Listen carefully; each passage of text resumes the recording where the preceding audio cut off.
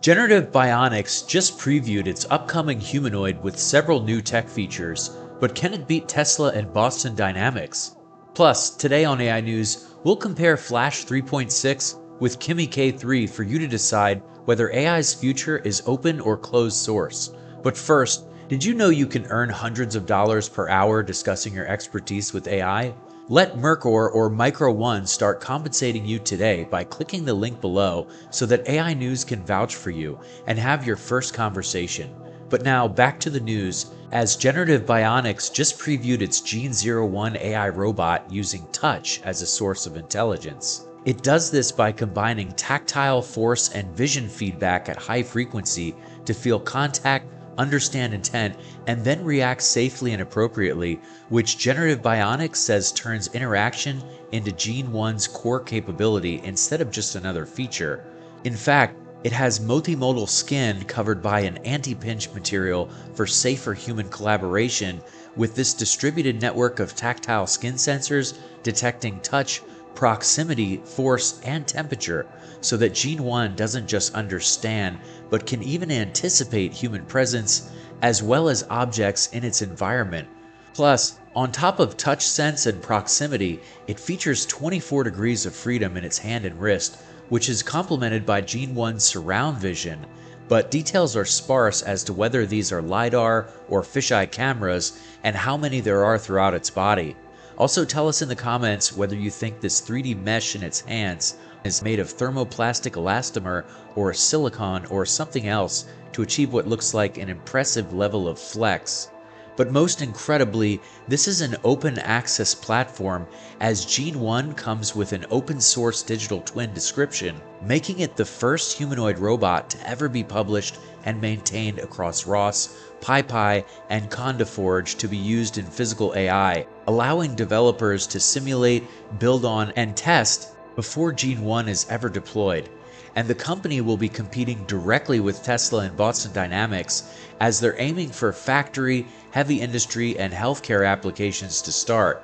In fact, Generative Bionics is from Italy, and they claim they've executed the fastest ever transition from concept to a fully functional humanoid robot in just 6 months. And now, Gene 1 is integrating body, mechanics, and motion intelligence into one system to achieve physics-native AI. Furthermore, because Generative Bionics is focusing on building a scalable platform for manufacturing, its Gene 1 can be customized across its AI, exterior design, and even its end effectors to fit specific industrial applications. But how much do you think this should cost, and will they be able to meet their Q4 2026 launch schedule?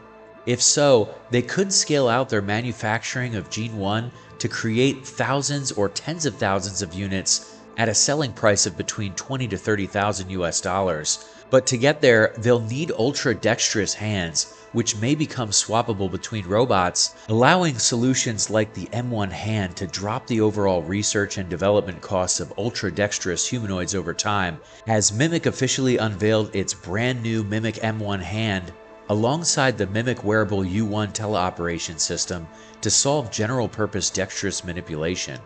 Instead of adopting a locked humanoid design, Mimic takes a platform-agnostic approach, allowing its M1 hand to deploy on a single or dual-arm stationary table, or attached to autonomous mobile platforms to handle tedious operations like manufacturing and logistics. And what's more, is that Mimic purposefully duplicates the human hand morphology because it unlocks the ultimate data stream, internet-scale video of human interactions. And this data-driven strategy allows their end-to-end learning framework to automate unstructured industrial work, handling changing positions, irregular objects, soft bodies, and cables that were previously impossible to automate. And to power this next generation of dexterity, Mimic breaks away from the traditional vision language action model and instead uses a pioneering vision action model that grounds robotic policies directly into pre-trained video world models. And they've even partnered with Black Forest Labs to launch Flux Mimic, scaling these native video action models so that robots can intuitively learn complex manual assembly, packaging, and sorting tasks with absolute minimal fine-tuning. But while physical AI companies are making different bets on hardware, two massive AI labs also just made two very different bets on how intelligence will be delivered, as Moonshot AI, the Beijing lab behind Kimi Assistant, just released its Kimi K3, a massive open source model that anyone can download, while simultaneously Google's DeepMind just shipped Gemini 3.6 Flash as a closed source API-only upgrade that's built for speed and cost, with the contrast highlighting two possible futures for AI, being open source or closed source. So first, Kimi K3 is, by Moonshot's own description, the world's first open model in the 3 trillion parameter class at 2.8 trillion parameters, and it runs on a new architecture called Kimi Delta Attention paired with attention residuals, activating just 16 of 896 experts per token through a sparse mixture of experts design. This efficiency, Moonshot says, lets K3 turn compute into capability roughly 2.5 times better than its predecessor. Plus, the model natively handles images and video alongside a 1 million token context window, and Moonshot's demos show it writing a GPU compiler from scratch, designing a physical chip, and editing video, with Moonshot saying K3 trails the very top proprietary systems overall, but is competitive with them benchmark by benchmark, with full weights being due by July 27th. Then there's Google's DeepMind Gemini 3.6 Flash, which is taking the opposite approach. No downloadable weights, just an API upgrade for Google's developers. It replaces Gemini 3.5 Flash as the company's mid-tier workhorse, needing 17% fewer output tokens for comparable work, with the output pricing cutting from $9 to just $7.50 per million tokens. And gains were substantial in both coding and computer use. But when compared directly, Kimi K3 leads on shared benchmarks including Deep SWE and Terminal Bench 2.1, but Gemini 3.6 Flash is cheaper, costing just $1.50 per million input tokens and $7.50 per million output tokens versus K3's $3 per million input tokens and $15 per million output tokens. Plus, K3 supports 1 million token outputs versus Flash's 64,000 token cap, but K3's weights aren't downloadable until July 27th and require the expensive hardware to self-host, while Flash is live right now and available via API.